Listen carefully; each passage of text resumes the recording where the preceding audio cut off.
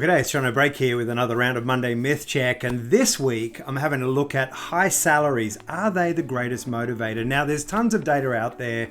You know, we often cite Gartner in terms of people leaving their bosses rather than their company, all those sorts of things, and where pay sits in terms of importance, in terms of work and sense of value of work and importance and all those sorts of things. So I'm not going to touch on that so much. I'm really just going to say, if you are just looking at paying more just to get better results, what I want you to think about is okay, so where does that reach a logical conclusion? And that's what we do in the Monday Myth Check. We're not saying it's wrong.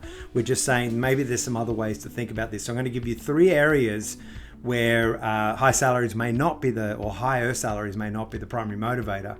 And I'm not talking about fair pay here. This is not an excuse to underpay your team. You need to pay a fair wage and you need to benefit well as well.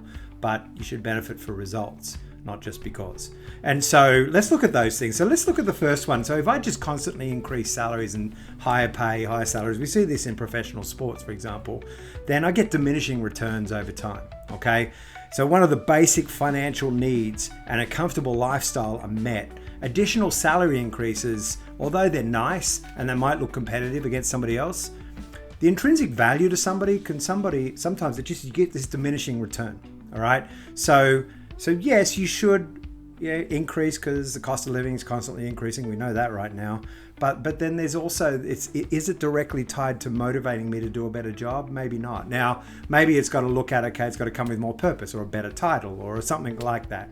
So diminishing returns can happen if we just say higher salaries equal better pay. And again, I say we see this a lot in sports people where they're great sports people and then they get paid more and they kind of almost become a little bit lazy, complacent, maybe more the hero status, and their gameplay starts to really diminish. The second one is that we look at this concept of external versus internal motivation. Okay, I talked about intrinsic a second ago. Extrinsic, intrinsic, inside, outside, somebody else from me, those sorts of things. Salary is an extrinsic motivator. At the end of the day, it comes from the outside, so anything that's extrinsic, it's got to keep adding and multiplying for it to keep working. So it drives short-term performance. It might drive into short-term rewards, but it rarely sustains long-term employment. And we know that for a fact.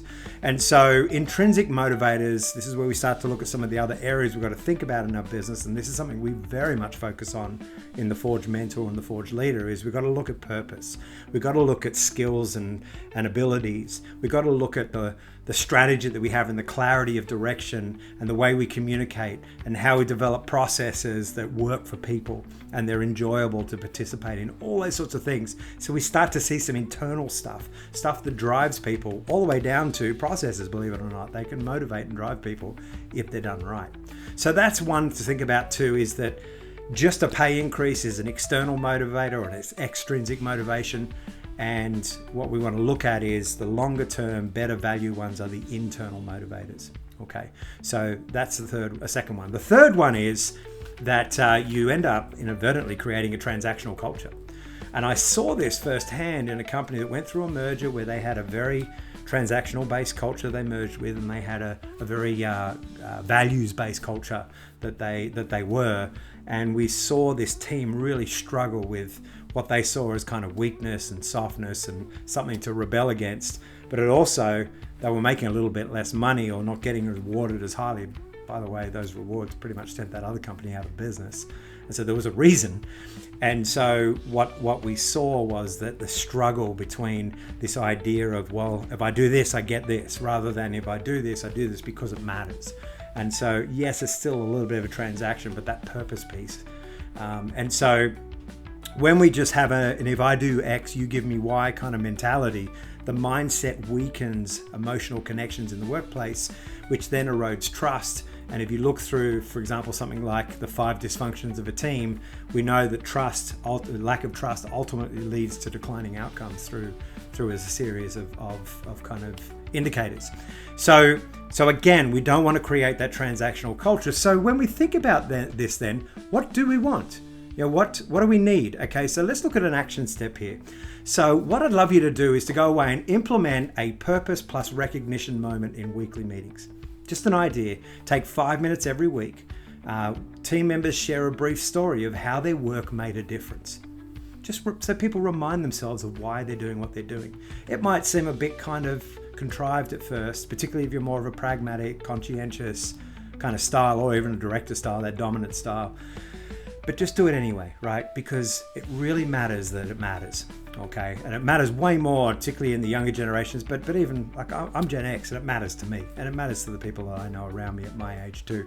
So whether it's a client, whether it's a colleague, something that happened in the community, and then basically, as somebody brings that up, start to think about, what are the recognition points? How do we celebrate these behaviors? How do we acknowledge when somebody has stepped out and said, this whole purpose, like, I've stepped through purpose, I've got recognition for it. What does the recognition even look like? Let's just not reward just sales targets and profitability and numbers like that. They're all good and we should, but let's also reward people who are exemplifying our culture, that are leading well, that are giving our brand a great consistency and approach because of who they are and how they connect with us. Think through this. These simple rhythms, just something as simple as that, where you can just do a weekly purpose and recognition meeting. These things can reinforce the rhythms of work that matters, and it fuels internal motivation. I want to be part of that.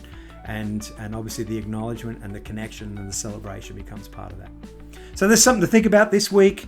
Just getting higher pay doesn't always motivate. It doesn't mean that you don't underpay. You always pay fairly and you reward well, but higher pay doesn't always motivate. We've given you 3 reasons why. We've given you an action step to move forward.